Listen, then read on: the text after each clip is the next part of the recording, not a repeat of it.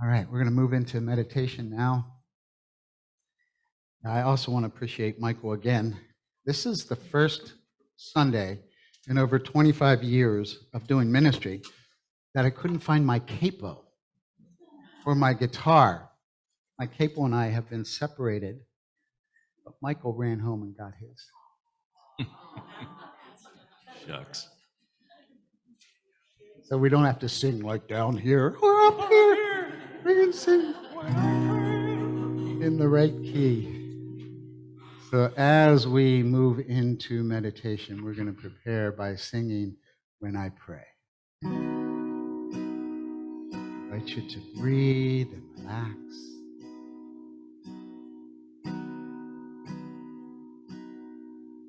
When I pray, I feel my heart go deeper, my heart go deeper into my God. When I pray, I feel my heart go deeper, my heart go deeper into my God. Right here, right now, right where I am, I pray. Right here, right now, right where I am, I pray. When I pray, I feel my soul go deeper, my soul go deeper into my God. When I pray, I feel my soul go deeper, my soul go deeper into my God. Right here, right now, right where I am, I pray. Right here, right now, right where I am, I pray. And moving deeper into this time of conscious contact with the Lord of our being, we relax our physical bodies by softening our bellies and breathing deep down into our bellies. Exhaling fully and completely, emptying your lungs, preparing for the next deep breath. Breathing in deeply, breathing out, letting go. One more time, the deepest breath you've taken all day. Exhale completely, allowing the breath, the prana, the life force to enter your being, to awaken every cell and tissue and fiber of your body and mind and brain, allowing that oxygen to bring life to the places of our body that we may have been ignoring. Just in that vein, if you're experiencing any sensation in your body, any pain or discomfort, any stress, acknowledge it and breathe into that area. Allow your body to relax even more. It's in this relaxed state that we are open and receptive, responsive and expressive to the good of God. The good that God is longing to give you, longing for you to experience. So we let go of those blocks, those limitations, those areas that we feel unworthy or we're not allowing the presence of God in. And that includes our thoughts, our judgments and resentments, our fears and our regrets. Just being willing to let go of all of those man-made concepts, releasing them and allowing the love and harmony and joy and order of God to manifest in us right here, right now.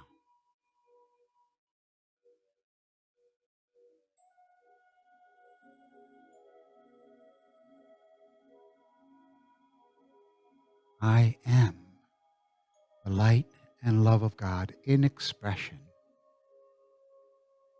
I am the light and love of God in expression. Repeat that to yourself. I am the love and light of God in expression. I remember this truth as I remember the source of my being. That source being love and light, the image and likeness of God in which I am created, is who I am. So anywhere in my life where I have come up short or forgotten that truth, I remember it right here and right now. I feel my body soften. I see the light in my chest grow brighter and brighter.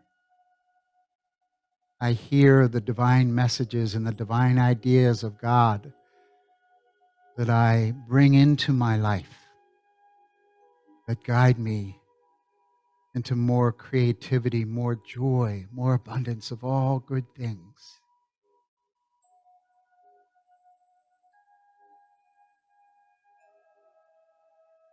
In this sacred time, in this sacred place, I remember this truth of my being. And I practice living from this place of wholeness, of consciousness, of greatness.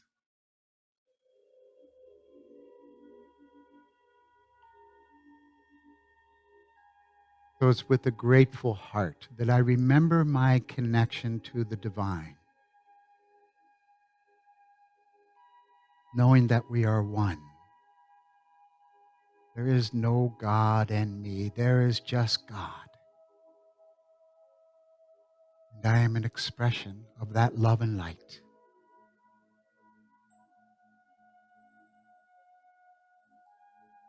So we take this time to love God with all our heart, with all our mind, with all our strength, with all our might.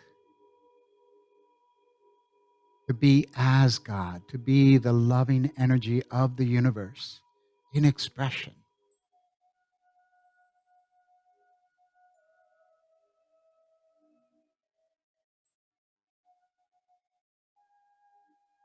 This single practice of loving God allows us to be like God. This is what God does. God loves and gives and forgives. So we accept this energy, we accept this blessing in this moment, affirming, I am the love and light of God in expression. As we move deeper into the stillness and the quiet, I am the light and love of God in expression in the silence.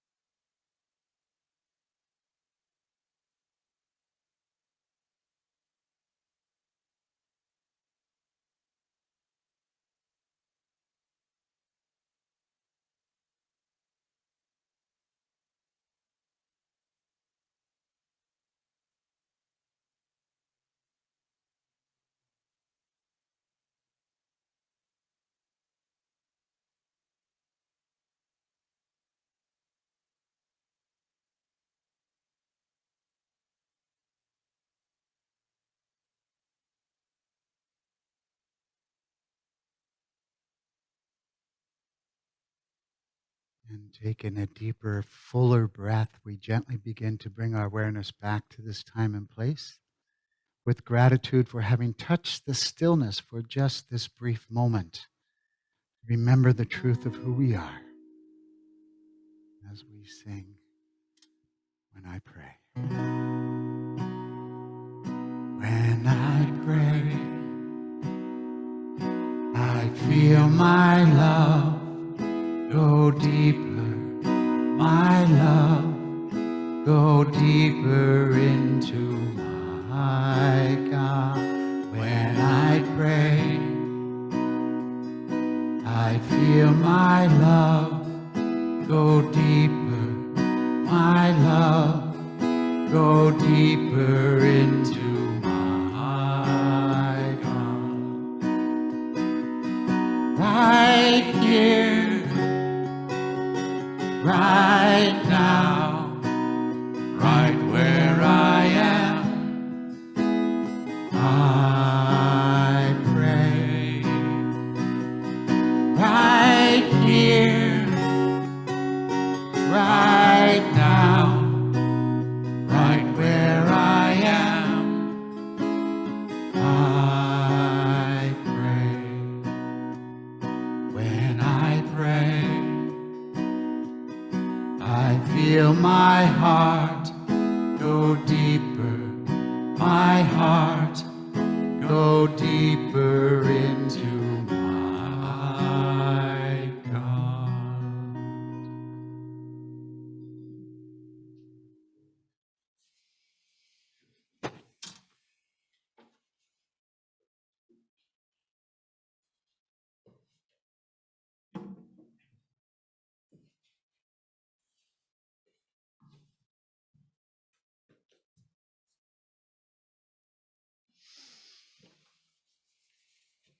Namaste. Satnam. Chakriyasan. Aho. I behold the Christ in you. We're moving along through these 12 principles for spiritual living, and today is about persistence and daily spiritual practices. And I've been basing these principles, extracting these principles out of the 12 steps of recovery. And the 10th step is about taking a daily inventory of taking the time to look at what we've done through the day that we could have done better, that we might do better tomorrow. So the practice is that it gets you doing something on a daily basis, right? So this is one of the first daily practices that I did, to do that inventory at night of what was going on, what happened during the day that I could have done better, or that I will do better, or maybe there's some amends that I need to make, or clear up some wreckage or some garbage that I left on that day. And it's an amazing process to do that, and how it helps to clean the slate and clear our minds and help us to continue to evolve every day into a better expression of who we are. So daily practices. What are your daily practices? What do you do on a daily basis that reminds you of the truth of who you are? So one of the things I love about unity, it accepts and encourages the practice of all traditions, of finding the best in all of the world religions and all the spiritual practices that they are, and find the ones that work for you. Find the ones that work for you the best, and then to apply them to your life. So it might be prayer, might be, that first thing you do in the morning is you hit your knees, or whatever that expression looks like, get on your yoga mat or your zafu, or whatever they're called, the yoga cushions, or whatever it is, to be in that place. Maybe it's go out in your garden and connect with your divine essence. It's the most basic of all practices, right? Jesus gave us that example, and he was always inviting the disciples in, and come apart a while. Come with me and let's go pray. And, it's interesting that Jesus did that, right? From a traditional perspective, Jesus is God. Why does he need to pray? But Jesus is God like you and I are God. He's an expression of God, and he was always working on making that expression better and teaching us how to do it. So when I first came onto this spiritual journey, I learned how to do some of these things through that example, through the teachings of unity. And my morning looked like, at that time when I was working in property management and just starting on the spiritual journey and learning how to meditate and pray and all those things, I would get up in the morning and sit in. I had a favorite chair. It was a futon. It was a single futon, and I'd sit it up like a chair, and that was my place that I would go. And I had that futon for about 20 years until I finally got rid of it. And I would sit on that futon, and so my body would know. You go to this place where it kind of signals your body. You're getting ready to go into this practice. And I would sit, and the first thing I would do was read 3 devotional books every morning. For 5 years, it was Emmett Fox's Around the Year with Emmett Fox, which always spoke to a spiritual principle. It was Unity's Daily Word, and it was Hazelton's Touchstones, Meditations for Men. And I would read those 3 devotionals, and it would center me and give me spiritual ideas to focus on. And then after I read them, I would invite the deities that I've been working with or that are working with me on my spiritual journey. So I have an awareness of them in my energy field, Christ consciousness, Bodhisattva, compassion, Coyote and Hanuman trickster energy, and another guru who I've been working with, Neem Karoli Baba, who's actually been working with me and showed up in my dreams and blessed me with darshan in that way. And so I just have an awareness of these deities. And I'm sharing all this, maybe this would enhance your practice. Sometimes we just go right into prayer and we don't really set the stage. We can always set the stage a little deeper to have that presence, to have that energy with us. So then from there, I would go into my 20-minute mantra meditation, where I repeat the mantra.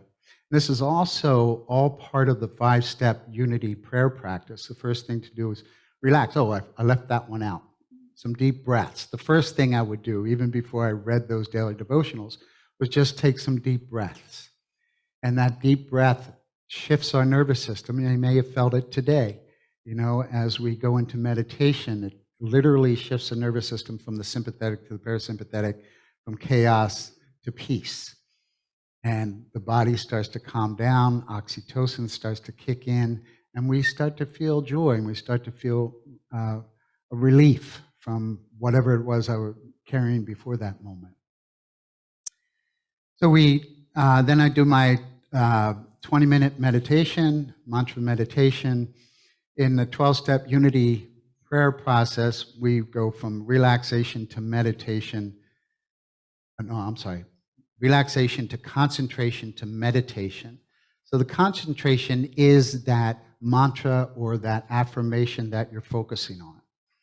It may be Jesus, it may be Krishna, it may be something else that you repeat. Maybe I am a child of God. It could be one of those things that we focus on and we concentrate on it. So with that concentration comes the energy of that, whatever it is we're concentrating on, comes into our awareness. And the next step is meditation, and that happens when we shift from concentrating so hard to allowing the meditation, to allowing the mantra to be in us. It's kind of like it shifts to the background and it starts to just kind of repeat itself. And that's what happens. You ever do that thing with your eyes? You look at something, you close your eyes, and you still see the image of it, kind of like the negative of it. It's the same thing with this. You move from concentration of really practicing hard and giving it all your energy to just allowing it to be. And then what happens, the next step, is what we call the realization in the silence. And what happens there is we move from the concentration, the meditation, to being. Be still and know that I am God. To just be in that moment, allowing the mantra, the affirmation, whatever it is, to fall away. Realization in the silence, which in Unity we talk about a lot, that prayer of the silence, of being open and receptive to hearing that still small voice. And that's when we hear it. That's when God's voice is the loudest. Is the deeper our silence is, the louder we hear that voice. So we do that for a while, and I was going to say if you're lucky, but it's not luck. What can happen is that you'll find yourself in that space between thoughts. And this is one of the goals in certain types of meditation where the mind has quieted down and you're open to the unity consciousness or the universal consciousness. That's the opening to receive the divine wisdom that we're looking for or that God wants for you in that moment. And the thing is, we may get it. We might get a nanosecond of it, or we might get a lifetime of it. I don't know. We're all different. We all have a kind of a different makeup and a different wiring. But this is a practice I've been doing for over 30 years to create that opening for the divine to reach me. And so the next step, once we do the relaxation, concentration, meditation, realization in the silence, is gratitude and thanksgiving. To end your prayer time with that gratitude for whatever it is, whatever you experience in the meditation, whatever you're experiencing in your life and in the world. And as we know in Unity, that's the great multiplier of our good.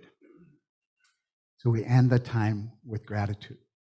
And then I added a couple things to my practice. The next thing, because I'm all prayed up at that moment, that's when I get my prayer list out, when I pray for this ministry and for you all, for people in my life, for situations in the world, because I'm all prayed up. That's that time when those prayers seem to be the most powerful, is when I'm centered in that awareness of God. So we all have different spiritual practices. And, one of the ones that I love by Emmett Fox, speaking of Emmett Fox, is what he called the golden key. And that is a powerful practice. No matter what's going on in your life, no matter how terrible the situation may seem, the teaching is to think about God instead. And it's a pretty simple practice. And no matter what your idea or concept is of God, you just shift your awareness because God is good and God is love. So whatever the challenge is, it transforms through the love of God. So take a moment now. Think about something that you're challenged with. It doesn't have to be the worst thing in the world, the worst thing in your experience. Matter of fact, it's probably best if you don't focus on that one. Let's focus on something that's a little annoying. And just think about that for a moment. And then take a breath into that and think about God. Think about your concept of God. Think about the love of God. Think about the power of God. Think about the energy of God. Focus on that. Take another deep breath and just notice what happens. What happens to the problem. Notice that there's a divine solution. And also notice that it's not you that is doing the transformation. It's the activity of God that is coming forward.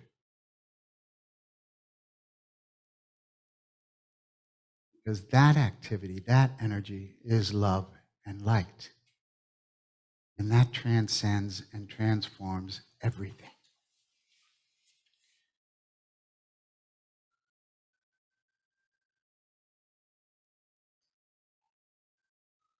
I love this quote by Nelson Mandela.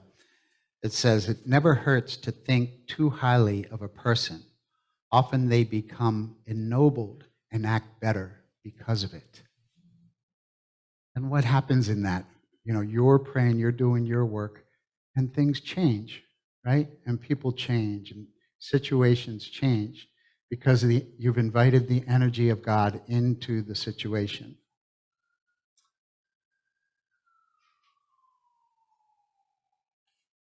So often our practices in traditional Christianity are transactional. If we do this, God will do that, right? That's not what we teach in unity. We teach transformation. So it's not a transaction that God is waiting for you to do something good so you can be blessed. It's about you becoming more aware of your God self, about us becoming more aware of our God self. And as that happens, we transform. The situations transform. And we, because of these practices, step into a greater expression of our divine. So when I think about Christ's teachings and Jesus' greatest teaching when he was asked, his greatest commandment is to love God with all your heart, all your mind, all your might, all your soul. And the second is similar, to love your neighbor as yourself. And so this was it. This was what all the law and the prophets were based on, was loving God. I wonder why that is. Why is that such an important thing? Does God need our love? No.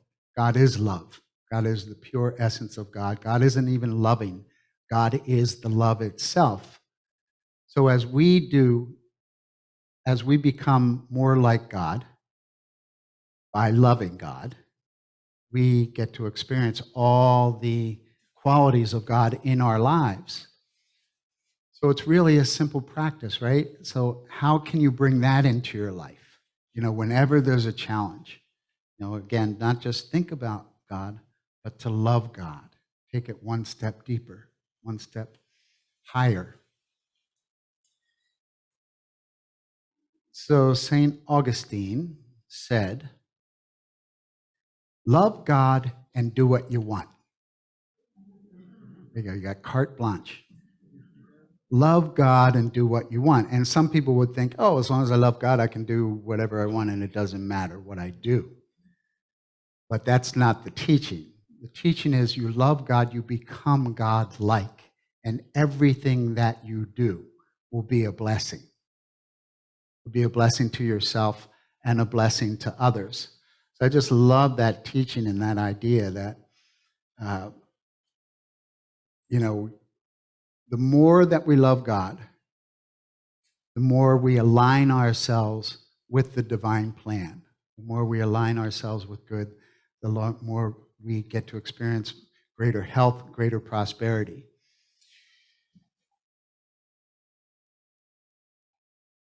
There are so many practices from, daily practices from different people that do what they do to experience the presence of God in their lives. I mean, that's why you come here in the morning, right? On Sunday mornings. This is one of your practices. But we're not here every day in this format, so we have to take these practices and do them on our own. So one of the other teachers of mine through my spiritual journey has been Brother Lawrence. And many of you know of Brother Lawrence. And Brother Lawrence wrote a book called Practicing the Presence of God. And it was said that Brother Lawrence wasn't the wisest monk in the abbey, or in the monastery. He was a pretty simple man. But a lot of people came to him for advice because he was very godly. He was very spiritual. He really was a very grounded individual. And his job was, first of all, to repair all the sandals of all the other monks. So he had 100 pairs of sandals that he had to take care of. But he also worked in the kitchen. So he was a cook and he washed the dishes. But everything that he did, even those cold, even when there wasn't any heat and the water was cold and he'd be in there scrubbing the pots and pans, everything he did for God. So that was his simple practice. It didn't matter what he was doing it for the love of God. So just this morning, I'll just tell on myself. It's the second week in a row someone wanted water and the cooler was empty. So I decided to go over and get the 40-pound, 5-gallon bottle of water and bring it over here. And, part of me said, why am I doing this? In the next breath, it was like, oh, I'm doing this for God. And there she is. She showed up. God's here this morning.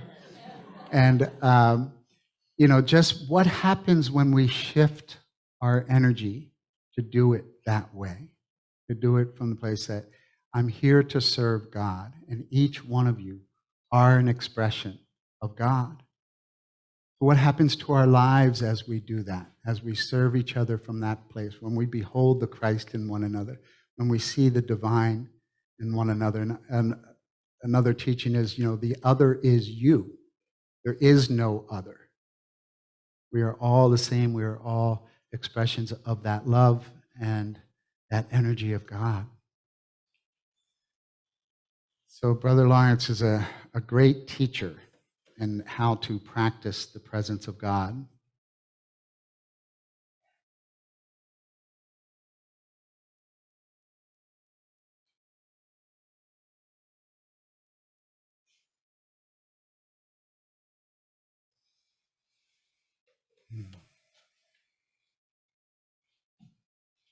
So as we continue on our journey of awakening, of practicing these spiritual principles to bring more awareness of the divine into our lives and into our world, just take another moment in the quiet. Let's kind of put this all together. To first of all, notice and become more aware that God is real, that there is a real divine energy that is transforming our lives and the planet right now. And to know that you are a part of that. You are an expression of this divine energy. Here to let your light shine, to be the highest and best expression that you can be, to love deeply and wastefully.